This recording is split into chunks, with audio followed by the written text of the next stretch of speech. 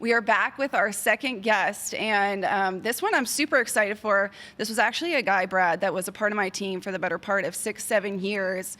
It is the founder of Golden Set Analytics, a company that was founded in 2012. They work with 50 of the top 200 players on tour. And reportedly, they have worked with over half of the Grand Slam champions since 2017, which I think is a massive number and so very cool. Ben Depoorter, the founder of Golden Set Analytics, thank you for joining us. I'm so happy to see you.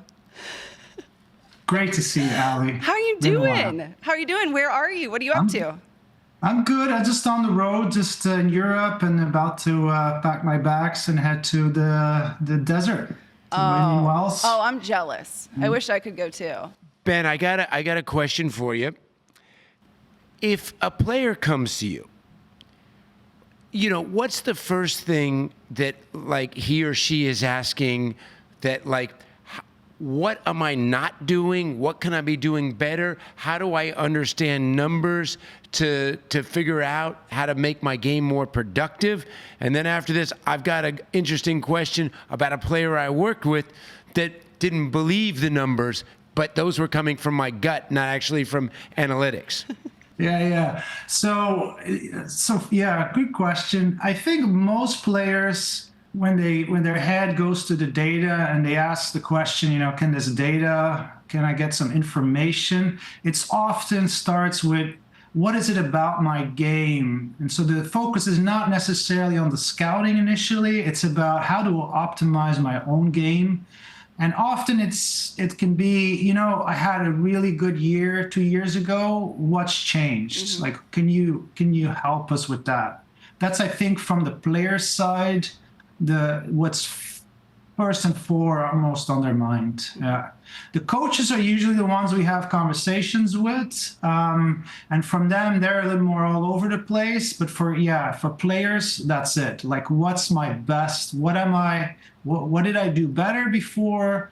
Or how can I get even better? Or I've reached that kind of ceiling. What can push me further? Mm. And I'd like to talk a little bit, Ben, too, just for regular people, well, not regular people, but people who might not be doing this professionally.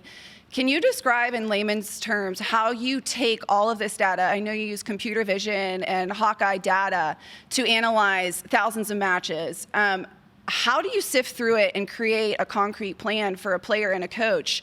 And then what do you find is the most important for performance? Yeah, so, there's so many data points. So for us, it's all about breaking it down into things that are digestible for the coach. And then the coach breaks it down further and makes a selection of what actually to tell a player, right? So we start with, one match actually is about 26 million data points, believe it or not. So, so you need software and you need, obviously, our team is computer scientists, statisticians, and tennis people, right? And so for 13 years, we've been talking to coaches, learning from them. And so you kind of learn how to break it up into a language coaches can work with and what's relevant to winning and losing matches. Mm-hmm. And some of that starts with intuitions from coaches and knowing the game. And then you test those because, every coach has theories about what works and what doesn't in their experience. And we test that. And based on those findings, we adjust our software to kind of look whether something we found for one player also might apply to another player. And so that's kind of what we're testing. We know these things that have worked for some players, and then we build kind of a database of analytics and say, okay, that's useful. Ben, I'm curious about one thing. When I was coaching Coco, I would get data from like 3 different people, like 200 pages, and it would be pretty overwhelming. But then obviously my first thought is, they're just going to hit the ball to her forehead. But what I'm curious about most is with analytics, when you working with the player, but sometimes maybe it doesn't equate the player's strength or weaknesses to the tendency. So if a player gets all this information from the coach, but then the opponent goes out and makes an adjustment, because all of a sudden, maybe off the backhand, they're not as good, and the data says they always go there. Or vice versa, that maybe they go to the forehand a lot, but maybe they're not going to do it today because your forehand is great. Yeah, so there's always like a first order strategy, right? And so you say, okay, based on your opponent and your own strengths and weaknesses, what's plan A, right? What is the optimal plan if you have a normal day, right? Your average day, and the opponent has an average day.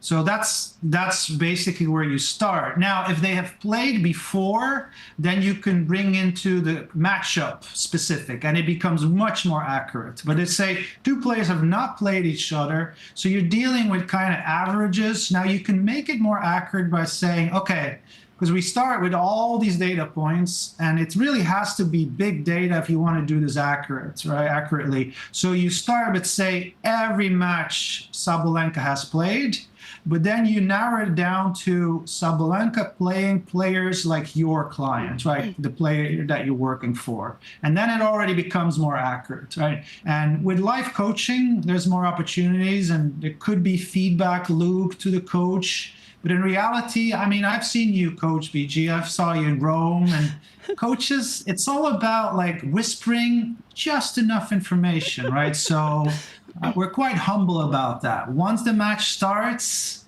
you know, the great coaches are whisperers, right? And it's about as little information, as little words as possible, hitting those right spots.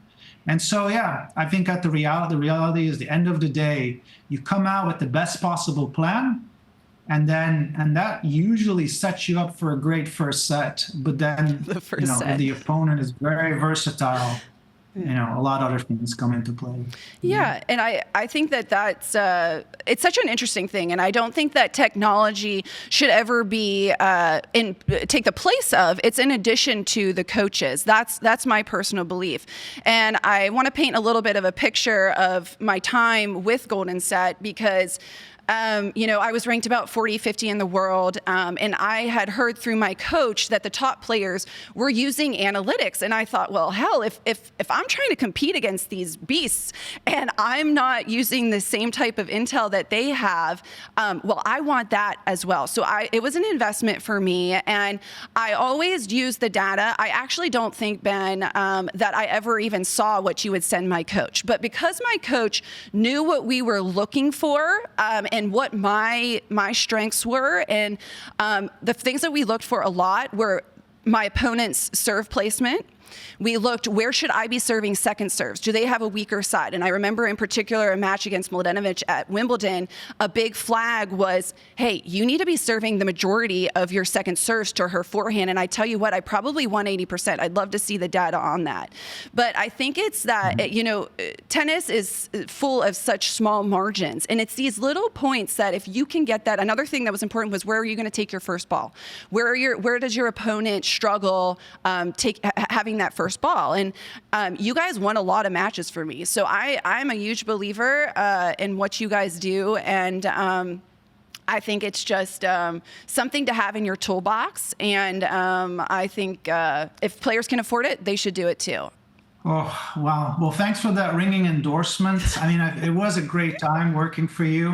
And you mentioned the coach, right? So the coach is so important to us because if the coach can really filter for us what is exactly and knows and reads the player really well, that's the magic combination, right? Because if we were to be talking with a player, that wouldn't feel right because we don't know where they are mentally. It's just every player's different.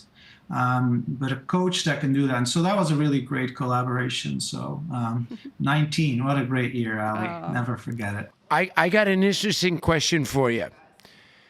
So I work with a certain player that probably before analytics, really got going. And I would tell him this word, you need to manage your backhand. Because in my mind, he would hit 2 winners to 9 unforced. But he had pure conviction about it that he would tell me the backhand is his best shot, and he would actually think that backhand, even though it was 2 of 9, counts for like 7 winners. So how do you deal with a player or the coach that when, you know, the player thinks something's way better than the numbers? Yeah, I mean, that's tricky. So we actually get into those discussions a lot where a coach comes to us and says, you know, we're having an argument and I think I'm right and the player thinks they're right.